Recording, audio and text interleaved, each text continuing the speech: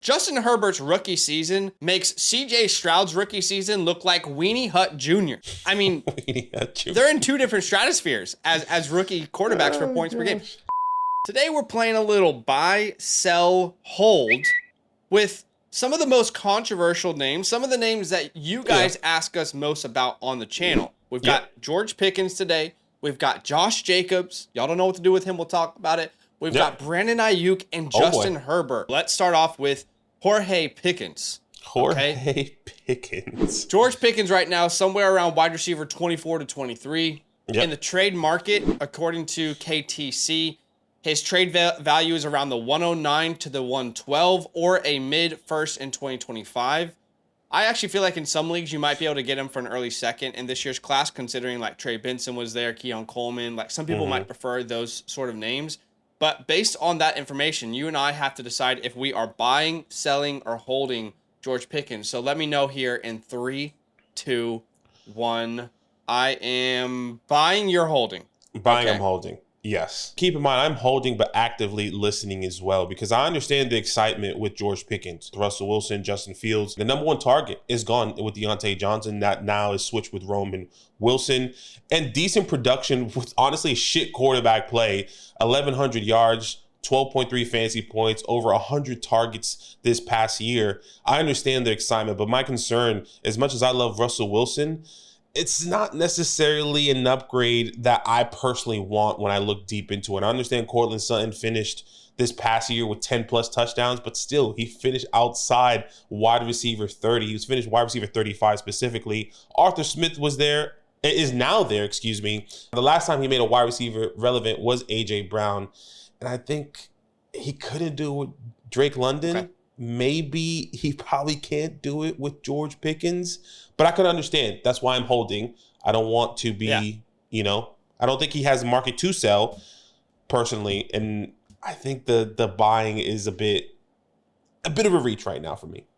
No, to me, it's an easy buy. Absolutely, you buy George Pickens at these prices. No questions asked. I'm buying George Pickens. This is my breakout of the year, so I can't sell my breakout of the year. But, I mean, you said he put up 1,100 yards, right? 1,100 receiving yards.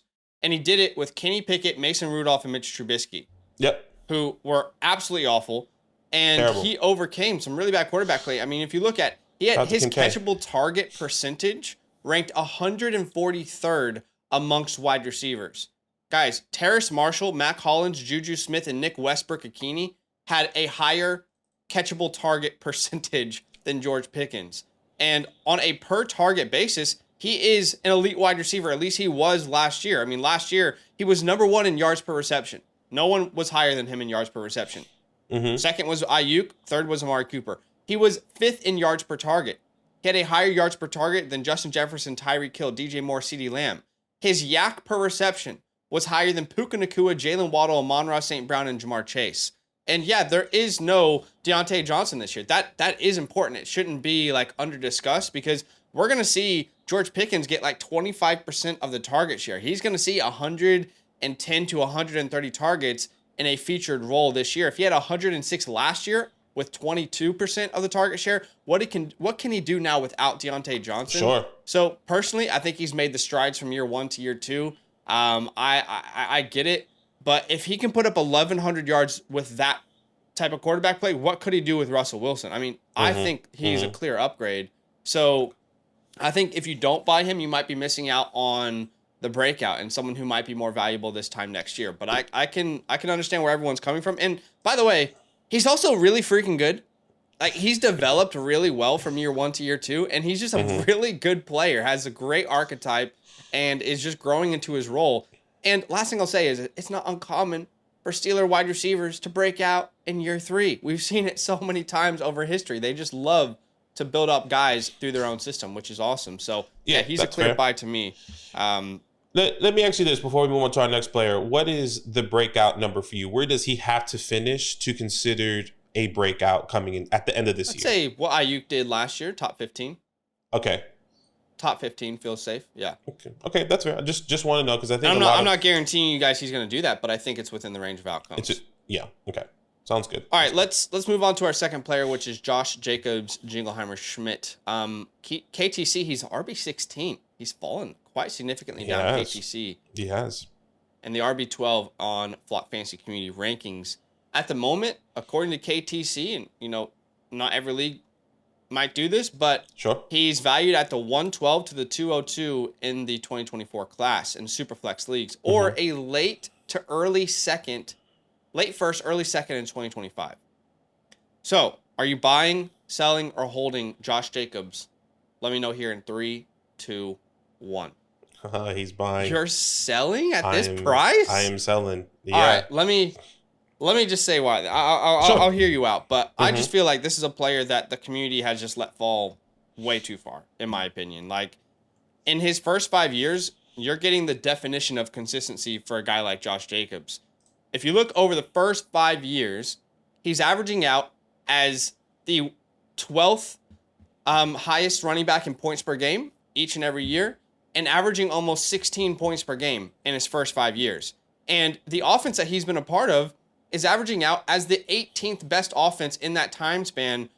And every time that he has had an offense that's finished top 15, he's been a top 12 points per game finisher. And now he gets to join the Green Bay Packers with Jordan Love. This is automatically the best offense he's ever been on. I mean, last year they were 8th in points per game. Jordan Love's first year, right? Sure. Like, being the starter for this team. The opportunities are going to go down for sure. Like, the usage won't be the same as it was in Las Vegas. However, he's going to have more scoring opportunities than he's had because he's part of a better offense. So, I don't know, dude. I just think he's only 26 years old. I get the contract, but I think we're overthinking this a little bit. It feels like when Aaron Jones had that out in his contract, and we were like, oh, this is concerning. And it's concerning to me too, but not to the point where I'm going to sell him at RB16 prices. And you kind of mentioned it already. There is just like the opportunities won't be the same. And what does Josh Jacobs thrive on? He thrives on max opportunities on the ground. I mean, he was the featured back in Las Vegas, and I think that is my biggest concern. And what we know about the history of Matt LaFleur, once again, like you kind of mentioned with Aaron Jones was successful through the air. Not only through the air, he was a combination of both, but Josh Jacobs is successful. Specifically, what he is known for is toking the rock on a, first, second, third down, getting all those opportunities on the ground. Now, he does have the opportunity to catch the ball in the air, but they did draft Marshawn Lloyd, who I believe in the running back by committee, which we've seen with Matt LaFleur's history, even with Aaron Jones, he is going to be part of that mix. I understand the scoring opportunities are going to be there. But for me, RB16 on Keep Trade Cut, I think a lot of people are actually overvaluing some of these other running backs, which I can agree with you in this take. But this is the current market. Sure, 100%. That's why I'm saying, like, at these prices, absolutely. If you're telling me I can send a late first next year or an early second next year or 2 seconds in a future draft, like, it's the biggest no-brainer. I would say this. I think we're all overthinking this. When I see like the trade value, which obviously you can see, it's in too early first or a late first. Not too early first. Sorry, 2 early seconds. 2 early seconds. Excuse me. I actually just think that's unrealistic. I don't think anyone in the community is going to send 2 I've gotten early offers like that in leagues. I think I've gotten an offer that's like absurd, and I personally wouldn't be doing that. I would take any random first in 2025 specifically based on that class and what I'm projecting that class to be over Josh Jacobs right now. And I have mentioned, you didn't mention the contract. I think that is a huge concern. It's essentially a 1-year contract on a year-to-year basis. The Packers, meaning that means the Packers can get out of that at any point in time. Why the Packers, are they covering their ass? Is it because of the injury history? Is it because they know the 25 class is good? Like, what are those things? And we saw the inefficiency of Josh Jacobs last year, which is one of the biggest things. And I understand. It's true, but Josh Jacobs was not healthy last year. He was healthy, but he was dealing with injuries, and he wasn't in camp. He wasn't, like, fit and ready to go at the beginning of the season. It took him a while to really hit his stride. So I just think he's got a chip on his shoulder. We know how talented the guy is, and he's never been on an offense this good. You can take away 20% of his opportunities if he gets 50% more opportunities in the red zone. Like, I don't know. Like, I love Marshawn Lloyd. Y'all know that. But I'm not they're not going to take Josh Jacobs out for Marshawn Lloyd in the red zone. Like, they're going to take the guy who's been scoring touchdowns his entire year on the ground. Like, this guy could easily have 10 rushing touchdowns and no one cares. No one cares about it. It's like, no, that guy, because of the contract, we're going to throw him away. He's not valuable. The thing is, he can have 10 rushing touchdowns and still finish outside the top 12, top 13. Like, that's not exciting. That would be pretty difficult for Josh Jacobs in that offense to get 10 rushing touchdowns and finish that low, I think. Look, comment down below what you think about Josh Jacobs. Are you buying or selling? Throughout this offseason, we've been helping people build their dynasty teams through our live streams. If you want your team to be reviewed, it's very simple. All you need to do is become a Mother Flocker member, a yearly Mother Flocker member with the promo code LAND. Now, the other option, if you are on a different promo code on the website, you can still get a review from us. That's with our a la carte store. There are 2 links in the pinned comment and in the description. So either way that you want to go about it, you have now 2 options to get your team reviewed by us.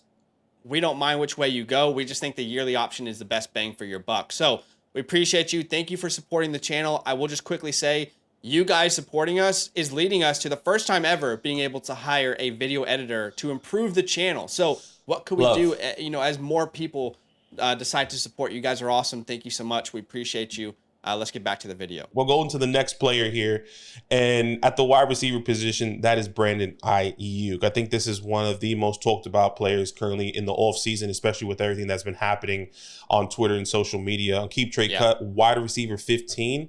On the Flock Fantasy website, wide receiver 9. That is absurd. His trade value is currently at 24,106 or an early 25 first here. Okay. Zach, are you buying, selling, or holding? 1, 2, 3. Yeah. Okay. So I am more like hold. I lean like if this is a meter, just a spectrum, right? Sure. Everything's a spectrum. I would say I'm on like the hold sell side of the spectrum. I agree with you. I agree. I lean 100%. Hold sell. Like if you're telling me people actually value him as a wide receiver 9 in Dynasty, I'm doing that. That's a pretty easy sell. Like if I can lock in a top 3 pick next year in early first, I think I'm probably selling him there. I just think it's going to be incredibly difficult for him to repeat his 2023 season this year. I mean, look, I'm assuming he stays in San Francisco. So if you're telling me he moves to Washington and he instantly links up with Jaden Daniels, oddly enough, I kind of like that. Reason being is because he doesn't get as many targets as you want your wide receiver 1 or wide receiver 2 in your fantasy team to get. I mean, he had 103 targets last year. That was 37th amongst wide receivers. Now, he was 2nd in yards per route run, so he's obviously a very good receiver. He was 9th in receiving yards per game. But again, 103 targets, and he broke out. That's great. But what if he takes a little step back? What if Brock Purdy just takes a slight step back? What if Ricky Pearsall starts getting involved in this offense and takes 10 targets? Like 10 targets could be huge for a guy who only gets 103. Last year, he had less targets than Trey McBride, Jacoby Myers, Tyler Lockett, David Njoku, and Drake London. And this is a guy that some people are valuing as a top 10 name. He's going to have to be incredibly efficient again if that's the type of targets that he's going to see. And he's on an offense that throws the ball the 30th most times per game. Like they're one of the lowest passing volume offenses in the NFL. They throw the ball less than the Falcons did last year. The Bears with Justin Fields, the Broncos with Russell Wilson, the Steelers, the Giants. They threw the ball less than your New York Football Giants. I don't know. I think like this could go wrong so easily. Aiyuk has to continue to play at like an elite level on all these metrics to return the value of what he's currently being valued at. So unless he goes to a place where he's like peppered with targets, and I know I'm going to get 7 to 8 targets per game with this guy, I find it really difficult right now to buy him at this price. Yeah, and I kind of broke it down with it's either Keep Trade Cut value or Flock Fantasy value. Whatever your league kind of uses as that Bible, some people are starting to use the Flock Fantasy website as that. And as a wide receiver 9, like Zach is saying, I would do it. I mean, he is amongst Garrett Wilson, A.J. Brown. He's ahead of Malik Neighbors, Drake London, Jalen Waddle, Nico Collins. I mean, if I can get any of those guys in some sort of trade right now, I'm taking those players based off their market value or based on Brandon Aiyuk's market value and pivoting, maybe getting a little bit more or whatever the case may be, depending. If I can get Malik Neighbors right now for Brandon Aiyuk, I think I'm taking that. I mean, that is for absurd. Sure. Like I would add a 2nd round pick in there. I mean, that's the type of trades you could potentially be doing. And on Keep Trade Cut, this is why it was a buy, sell, hold or sell, hold kind of in the middle here, because wide receiver 15 feels more where he should be valued. And there's no point of selling him at that price if that's where your league specifically is valuing him. So I agree with everything you said. let's play a little game then, okay? So Brandon Aiyuk, you just got a notification on your phone. Like, holy shit. Adam Schefter just told us that Brandon Aiyuk was traded to the Pittsburgh Steelers. I keep trade cut from keep trade cut wide receiver 15. I can see him going up maybe to 12. I was just gonna say I feel like no one's gonna like that. He will fall down rankings drastically. I think he'd be wide receiver 18 to 20 if he goes to the Steelers. I think he can potentially rise based off of like, I guess my perspective on George Pickens, and I guess kind of what I just because earlier. you're going to an offense where George Pickens right now is the alpha, but it's a low passing volume offense like San Francisco, but it's not efficient like San Francisco is. Like you don't have a quarterback that can throw 30 touchdowns right now and have a high percentage of his attempts be touchdowns. So I guess all right, let's play another game then. So all right, Adam Schefter just tweeted out, and Brandon Aiyuk is being traded to the Washington Commanders. I kind of like it. I kind of like it because I know him and his boy Jaden Daniels are going to link up early enough. How high are you taking know him, that though? These guys are going to be hanging out after the game. Like, hey, Jaden, bro, you know you got to feed me, man. I'm your guy. You know why I came here. I got to get at least 8 targets per game, Jaden. Yeah, we can, but Jaden... Hey, Jaden, is Jaden going to be the fantasy quarterback we're hoping for? Is Jaden Daniels going to be producing the fantasy relevant? They got that chemistry. We know if you got that chemistry in college, it oftentimes translates to the NFL. The history is on his side there, but I think there's still a lot that goes there. So that means I think at wide receiver, I think that's why the Flock Fantasy is projecting right now. Wide receiver 9 is probably where he's most likely going to be if he does get traded to the Commanders with the history that you just mentioned.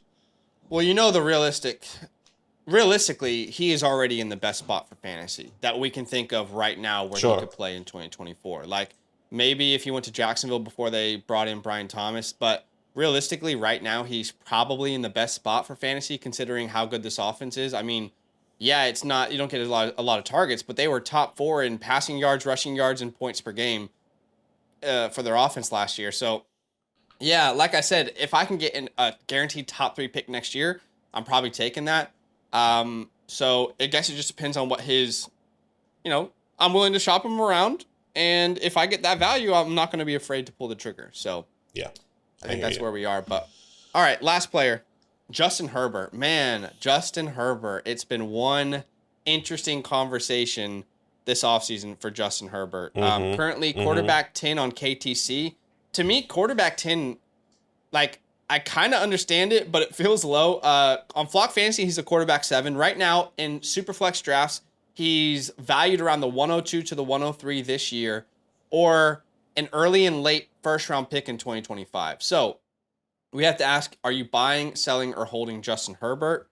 Here we go in 3, 2, 1. Yeah. Okay. Buying, which makes sense. This is pretty easy, to be honest. Yeah. And go ahead. I was just going to say, like, I think we're just forgetting how good this guy has been. Yeah. Like, we are forgetting how good Justin Herbert has been.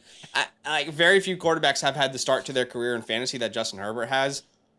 Let's look at his rookie season, for example, because Justin Herbert's rookie season makes CJ Stroud's rookie season look like Weenie Hut Jr.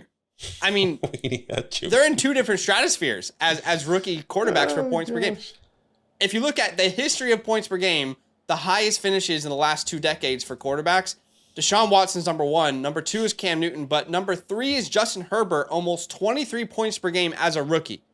Okay, almost 23 points per game as a rookie. CJ Stroud is at 18.7. They're not like us. They're not in the same stratosphere at this point, okay? Like different rookie seasons. And he's had 2 seasons over 22.5 points per game. He averaged more points per game last year than CJ Stroud, despite Mike Williams missing 14 games. I mean, I just think we're overthinking this. Yes, the Jim Harbaugh offense is rush heavy, but it's still going to be a good offense. And Justin Herbert's the best quarterback he's ever had.